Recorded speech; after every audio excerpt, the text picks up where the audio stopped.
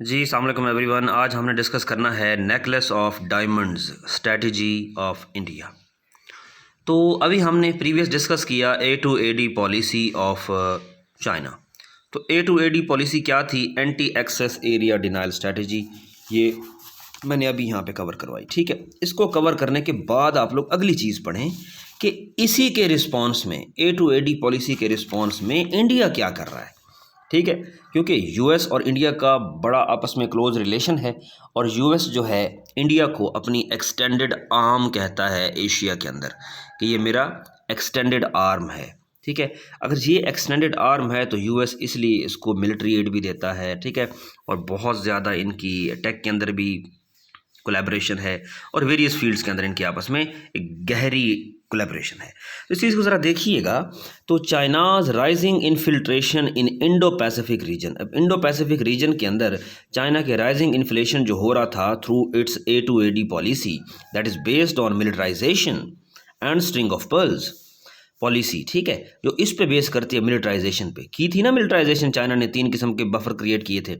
That is based on economic control, जो कि economic control पे बेस्ड है।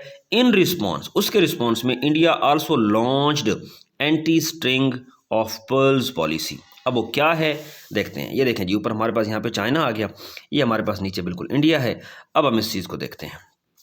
इंडिया ने क्या किया? इंडिया ने जापान के अंदर, वियतनाम के अंदर, सिंगापुर के अंदर, इंडोनेशिया के अंदर, ठीक है, ये सेशलीज़ आ जाता है हमारे पास यहाँ पे, ओमान के अंदर, ठीक है, और इसी तरह फिर ऊपर ये मंगोलिया। तो इस तरह चाइना ने क्या किया है कि एक नेकलेस ऑफ डायमंड, यानी कि ये बिल्कुल नेकलेस की तरह ही लग रहा है, देखें। तो इस तरह क्या किया है इंडिया ने कि पोर्ट्स क्रिएट किए हैं यहाँ पे, और यहाँ पे फिर ईरान भी आ जाता है। तो चाइना ने यहाँ पे चाइना को कंटेन करने के लिए क्या किया? पोर्ट्स इनसर्कलमेंट की इंडिया ने चाइना के गिर्द, ठीक है जी। इसे कहते हैं इनसर्कलमेंट ऑफ चाइना। अब ये क्या थी? इसका मकसद ये था कि to counter Chinese string of pearls. अब चाइना का स्ट्रिंग ऑफ पर्ल्स क्या है इसके बाद हम डिस्कस करेंगे। चाइना के स्ट्रिंग ऑफ पर्ल्स को हमने काउंटर करने के लिए इंडिया के पीछे ये एक थी उनका एम। दूसरा था कि India's aspiration of regional harmony, regional harmony को यहाँ पे उन्होंने एक्वायर करना। और फिर पोर्ट डिप्लोमेसी, यहाँ पे देखिए पोर्ट डिप्लोमेसी। पोर्ट डिप्लोमेसी क्या है कि दूसरी कंट्रीज़ के साथ, जो आपके एलाइज कंट्रीज़ हैं, उनके पोर्ट्स को ले लेना और फिर अपने जो राइवल कंट्रीज़ हैं उनको कंटेन करना, उनकी ट्रेड को रोकना, ठीक है जी।